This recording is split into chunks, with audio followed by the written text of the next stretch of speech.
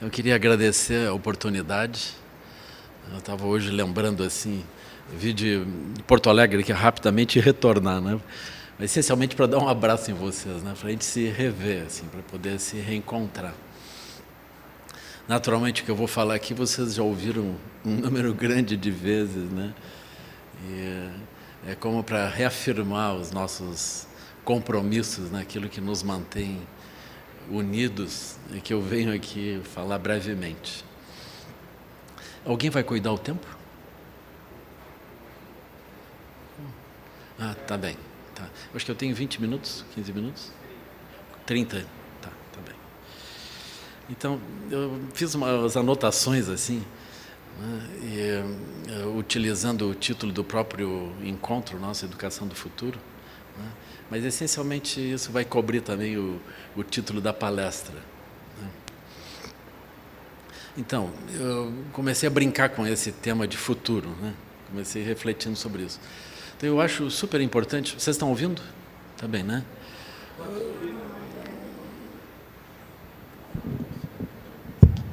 Então, eu acho importante a gente entender que, essencialmente, quando a gente pensa em futuro, nós estamos pensando em cultura de paz. Né? Porque, essencialmente, aquilo que se preserva em meio ao mundo é a cultura de paz. Vocês podem olhar assim, os conflitos eles são feitos para serem dissolvidos. Quando nós pensamos em educação, nós pensamos em preservar os valores que estão dando certo. Então, quais são os valores que estão dando certo? Eles dizem respeito a como que nós estamos lidando conosco mesmo, nas relações com as outras pessoas, nas relações com a natureza, na relação com as autoridades. Se, por exemplo, nós estamos em conflito conosco mesmo, a gente quer mudar aquilo rápido. A gente não vai tentar preservar os valores que estão ligados ao conflito conosco mesmo, nem tampouco os conflitos, os valores que levam a conflitos com outras pessoas, nem tampouco com a natureza, nem tampouco com as autoridades. Sempre que a gente está envolvido nesse tipo de conflito, a gente está imaginando que precisa fazer alterações rápidas. Mas quando a gente encontra algum tipo de bom resultado, logo a gente imagina assim, precisamos preservar isso na educação, né? No tempo que nós estamos vivendo hoje, a situação ainda é assim, mesmo que a gente não esteja numa cultura vitoriosa ou sustentável, a gente fica imaginando como que os educadores, enfim, poderiam criar isso, né? Por outro lado, a gente também encontra essa cobrança, como as sucessivas crises, né? A última agora a gente podia pensar, a crise econômica de 2009, ela se reflete imediatamente sobre o tema da educação. Aí os professores, os educadores, eles são cobrados. Como é que vocês criaram essa geração de pessoas que produz isso, né? Que produziu isso, né? Então, de novo, o sistema de educação é confrontado, né? E esse é justo, né? Que educação nós estamos criando a ponto de colocarmos em risco a humanidade inteira, né?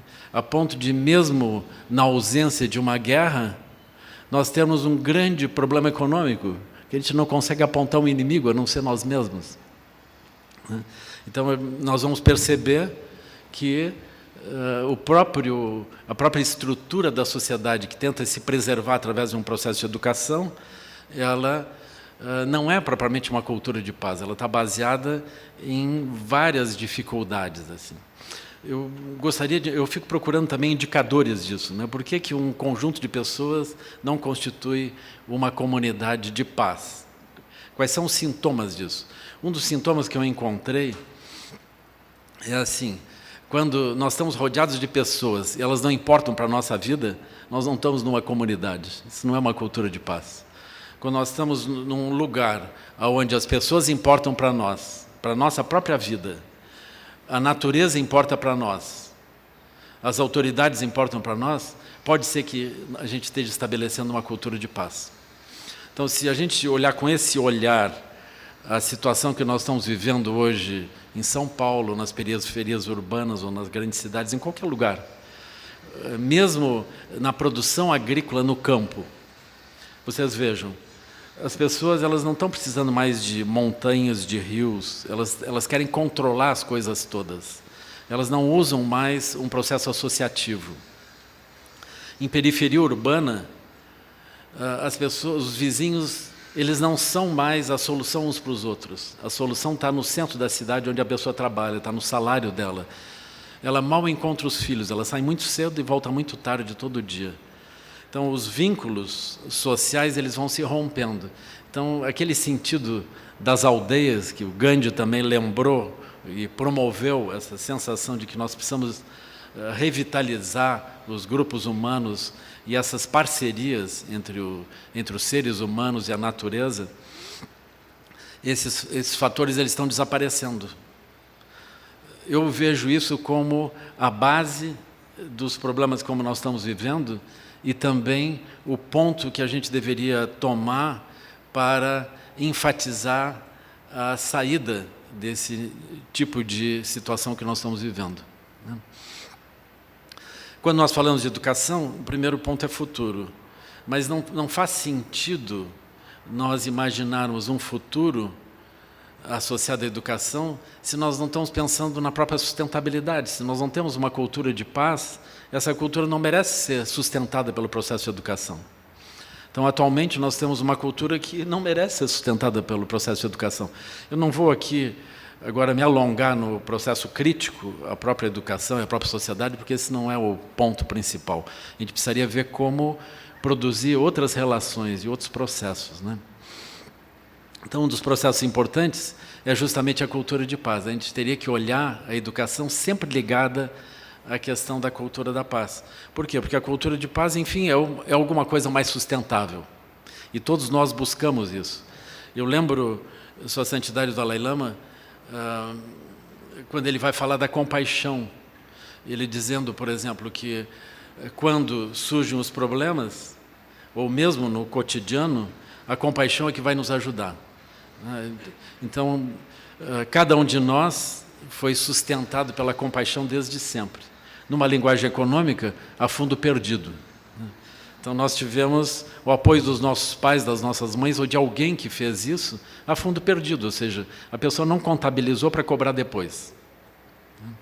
Então, as coisas mais importantes que acontecem na nossa vida são desse tipo, elas não são propriamente econômicas. E nós criamos o sistema de educação para o processo econômico. É muito curioso isso, é muito curioso. O processo de educação ele produz contradições que geram as próprias crises. Na ausência de guerra, as crises já surgem, como nós estamos vendo. E o processo econômico ele não produz uma facilidade de relação entre as pessoas e nem tampouco ele produz um futuro visível, nem tampouco satisfação das próprias pessoas que são vitoriosas dentro disso. E, no entanto, nós estamos dominados por esse processo. Agora, essa crise, como ela ocorreu recentemente, e ainda nós estamos desenvolvendo, estamos em meio a ela, essa crise ela é muito interessante. Por quê? Porque quando as próprias corporações entram com graves problemas, passam por graves problemas, onde é que elas vão buscar apoio? Elas vão buscar apoio nos governos. Elas vão buscar apoio nas pessoas, enfim. Elas vão buscar apoio dentro, elas vão pedir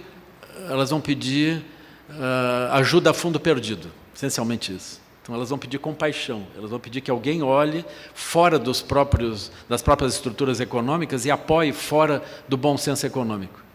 Curiosamente, quando essas organizações econômicas elas se organizam e melhoram, os governos vêm para elas e pedem apoio. Aí elas olham com um olhar econômico. Aí elas já não sabem se podem dar apoio ou não, porque aquilo vai afetar os acionistas, vai ter problemas. É o que nós estamos vivendo.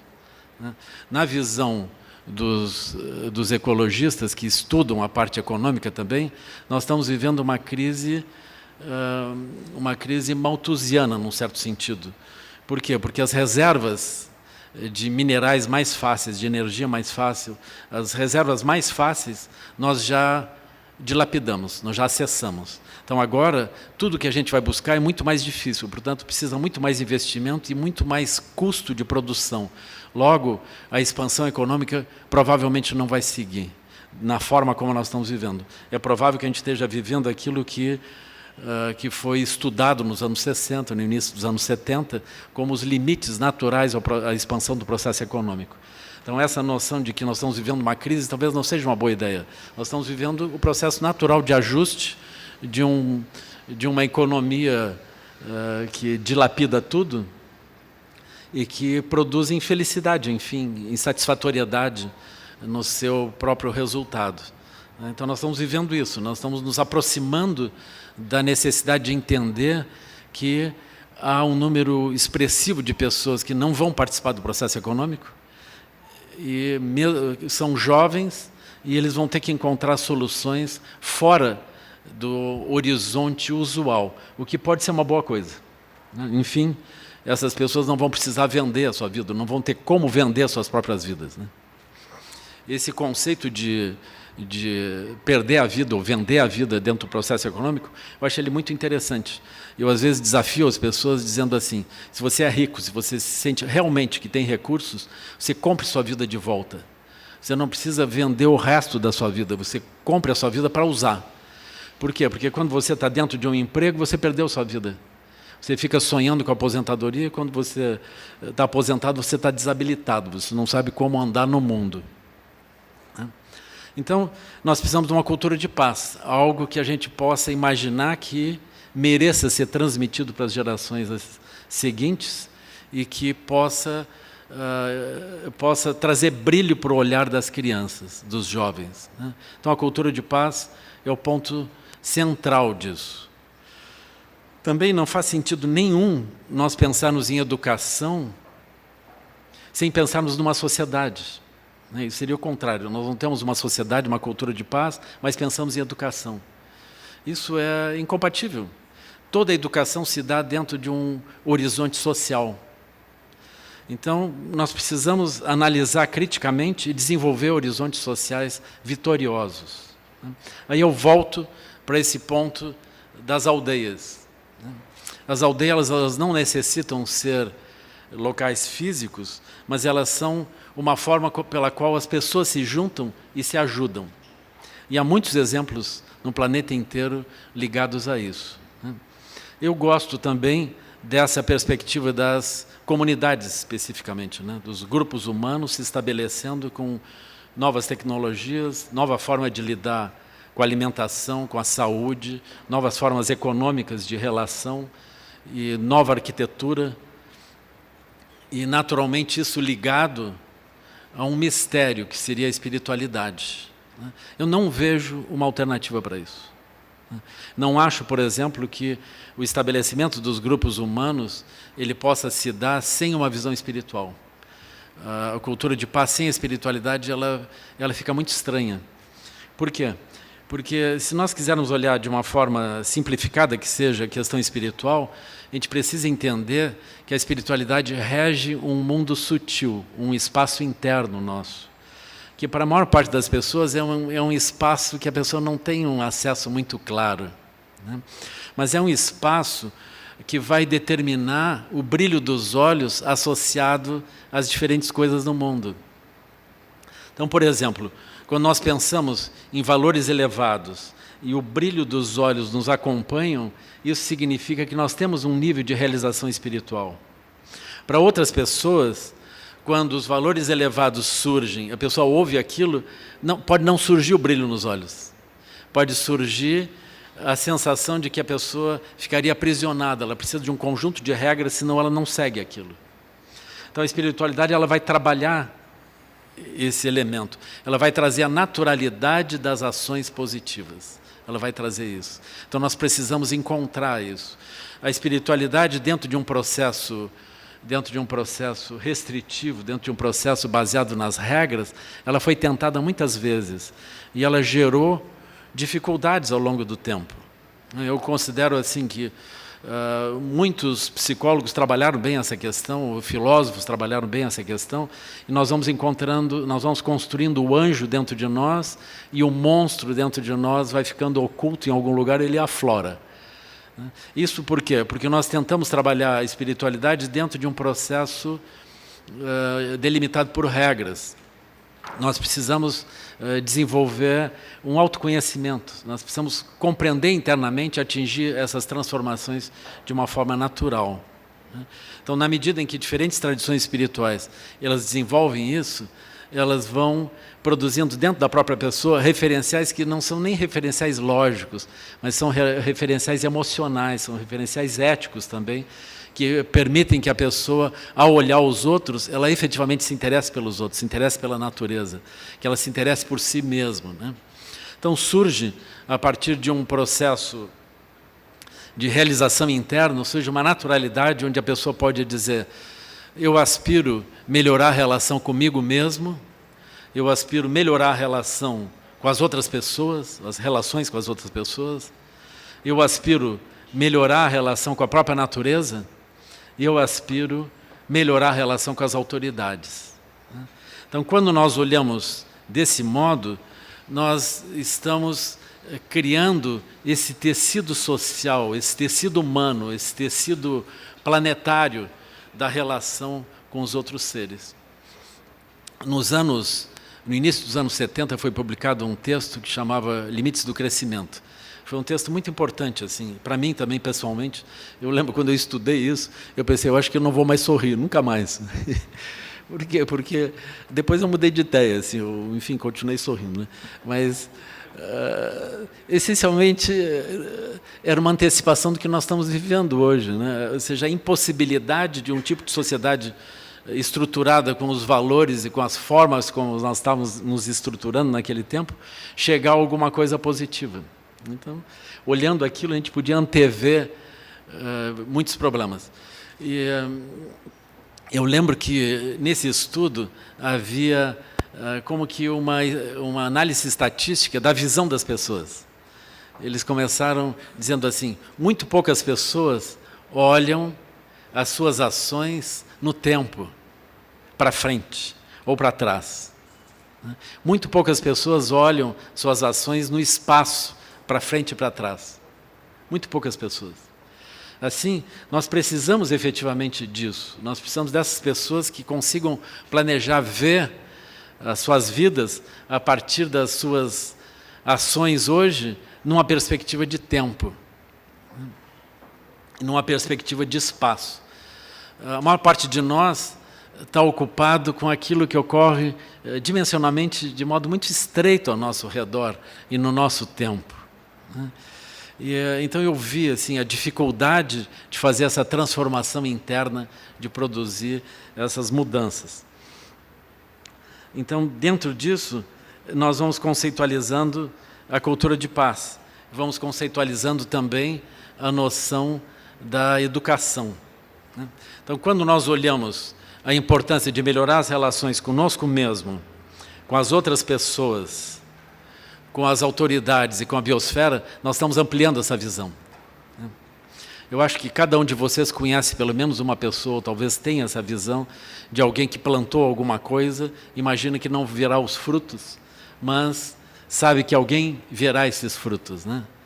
Então isso é muito maravilhoso quando a gente encontra pessoas que têm essa visão ampla, que é capaz de ver essa ampliação de sentimentos, né? Agora, é muito importante que isso seja algo que brote não como uma regra, mas que brote de uma forma natural. Essa naturalidade, isso é a visão espiritual que começa a amadurecer. Então, eu sou um lama budista, eu vou falar alguns breves reflexos que vêm dessa área do budismo, né? Então, por exemplo, para nós é muito importante entender essa dimensão que é chamada a dimensão grosseira, né? E a dimensão sutil. Tem ainda uma dimensão secreta, né? Essa não vou falar, porque afinal a secreta não se fala, né? Mas tem esse aspecto grosseiro. O aspecto grosseiro ele é muito importante, mesmo dentro da educação, né? Nós precisamos saber como utilizar a energia, como plantar, como colher, como organizar as coisas todas. A gente precisa disso, né? Então a educação precisa de uma habilidade nisso. Eu vejo que há um diálogo fácil com a área da ciência. Então nós podemos trabalhar perfeitamente dialogando com a ciência nessa parte grosseira especialmente, né? Na parte sutil, o que vai acontecer? Nós precisamos entender essa interdependência Ou seja, o mundo interno nosso, ele aflora como a aparência do mundo externo. Eu gosto de olhar também a ciência nisso, né, porque ela é inseparável desse aspecto. Quando nós estudamos a ciência, nós vamos terminar estudando história da ciência. Quando nós estudamos história da ciência, nós vamos nos defrontar com o fato de que grandes cientistas desenvolveram ideias que foram ultrapassadas. Mesmo que elas durem 100 anos, 200 anos, 300 anos, elas são ultrapassadas. Aí vem uma questão filosófica. Qual é a origem do engano? Então esse é um ponto super importante. Mesmo no budismo, há essa pergunta desse grande praticante Mahamati ao Buda. Como é que a mente se engana? De onde é que vem o engano? Isso no budismo é a avidya, ou seja, nós estamos presos em certas visões, não conseguimos ver além das próprias visões. Então, mais importante do que nós estarmos fixados em visões que parecem muito amplas, muito determinadas, é nós justamente termos a capacidade de ultrapassar essas mesmas visões. Como o próprio Wittgenstein dizia, a filosofia trabalha dentro do que pode ser pensado, mas o mais importante não é o que pode ser pensado, é justamente pensar o que hoje não pode ser pensado, e adiante desse limite do que pode ser pensado.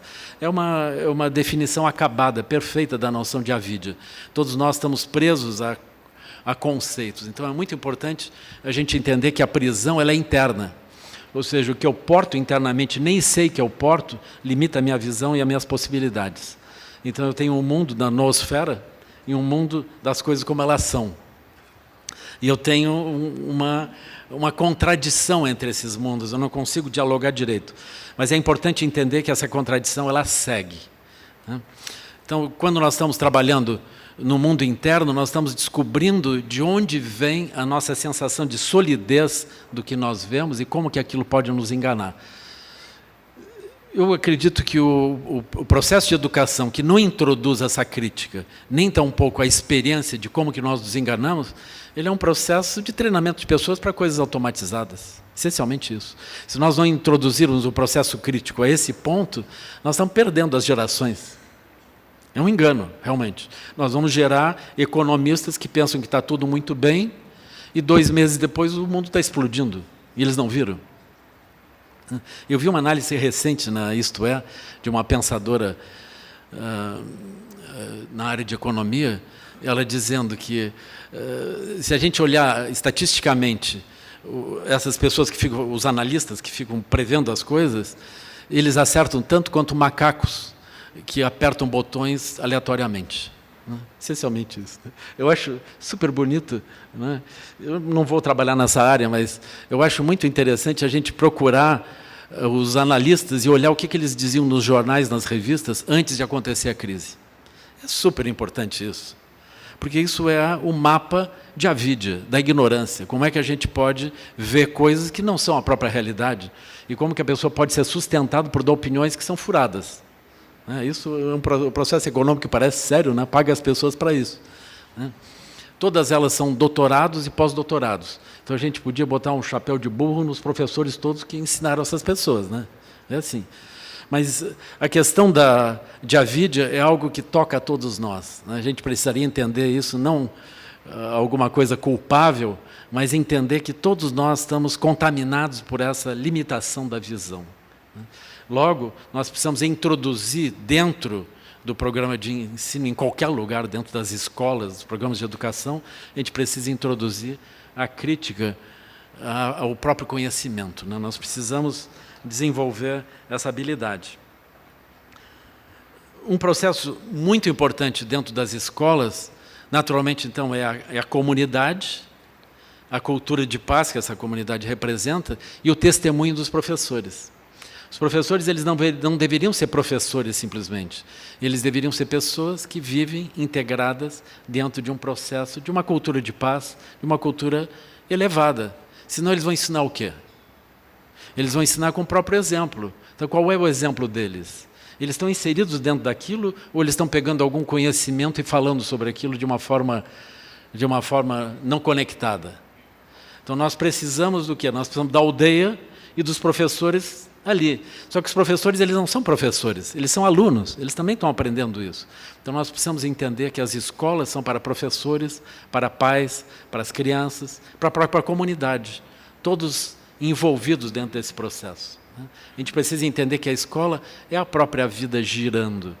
Enquanto nós vamos encontrando soluções comunitárias para as nossas próprias dificuldades, nós estamos gerando o conhecimento que vai ser trazido pelo nosso próprio exemplo dentro das escolas para os estudantes, para os jovens. Quando nós encontramos, por exemplo, os jovens hoje aflitos dentro das escolas,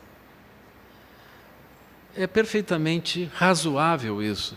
Nós estamos pegando jovens que tentam abrir a sua visão e tentamos enquadrá-los para desenvolver aptidões, não para as vidas deles, mas que eles se ajustem a papéis que eu espero que eles vão cumprir dentro de uma sociedade que eles nem entendem, nem sabem qual a razão. A energia dentro deles pulsa em outras direções, ela não pulsa naquilo. E nós culpamos os jovens por isso. Nós deslocamos eles para os educadores e para os psicólogos, para que eles, desajustados, possam ser, enfim, ajustados no caminho das coisas sérias e reais, que, enfim, é o mundo esse afundando. Então, a crise na escola, ela não é crise da escola, nem crise dos jovens. Ela é a crise geral da sociedade. As pessoas não estão mais dispostas, elas estão nesse processo, nós estamos desescolarizando. Quem quiser olhar Ivan Illich, ele continua completamente moderno. É indispensável nós lermos. Nós precisamos desescolarizar. A ponta de lança da sociedade, como ela está formulada hoje, com todos os seus obstáculos, ela se dá na escola. É ali que a gente pega o jovem e moe ele. Quando o jovem consegue passar por isso, eu estava vendo agora recentemente um professor de cursinho de Curitiba, ele estava nos visitando. Ele estava dizendo que 2% dos jovens eles suicidam no processo de pré-vestibular. Para passar em medicina, eles trabalham 4 anos, de modo geral, em pré-vestibular, numa média assim, até conseguir passar. Aí eles passam daquilo, fazem todo o curso, chegam no final do curso, acham que eles não é o bem que eles queriam, aquilo não é a vida que eles queriam. Aí eles vão para o psicólogo. É muito comum os médicos também, os profissionais de várias áreas, terem apoio de drogas legais ou ilegais, para poder superar as frustrações e poder encontrar algum nível de apoio para se manter dentro disso. A gente não sabe se aquele que vence dentro disso é melhor ou pior do que quem é derrotado. Porque quem vence dentro disso está preso à sua própria vitória. Ele precisa seguir aquilo. Mas a insatisfatoriedade é inevitável. E esse processo de medicamentalização das crises é parecido com o Gulag. O sistema soviético, a pessoa tinha problemas ali dentro, vai para o psicólogo. O aspecto epidêmico não é tratado. Então, é necessário a gente entender isso de uma forma mais ampla. A gente precisa primeiro desenvolver novamente as utopias sociais e espirituais. A partir dessas visões, nós podemos montar uma visão de escola também e testar essas visões com a nossa própria experiência. Eu estava lendo um pensador ecologista também, dos anos 60, ele dizendo: nos anos 60 eu me afligi muito e lutei muito. Depois eu tive uma sensação de impotência e entrei em crise. Agora eu retornei. Eu retornei não com a sensação de que eu consigo evitar a grande crise que vem, mas com a sensação de que eu vou fazer o possível, vou fazer o que estiver dentro do meu alcance. É assim. Então, eu acho que nós estamos num movimento de grande fragilidade como um todo, mas a gente faz o que pode, dentro do que nos é dado como possibilidade. Então, é isso. Eu acredito que eu rezei e preguei para os convertidos, né? Mas, enfim, a gente se alegra de novo de se reencontrar. Assim, né? Eu agradeço a presença de vocês e o convite aqui, né? O fato de nós estarmos juntos, e agradeço essa parceria já de tantos anos. Né? Muito obrigado, queridos.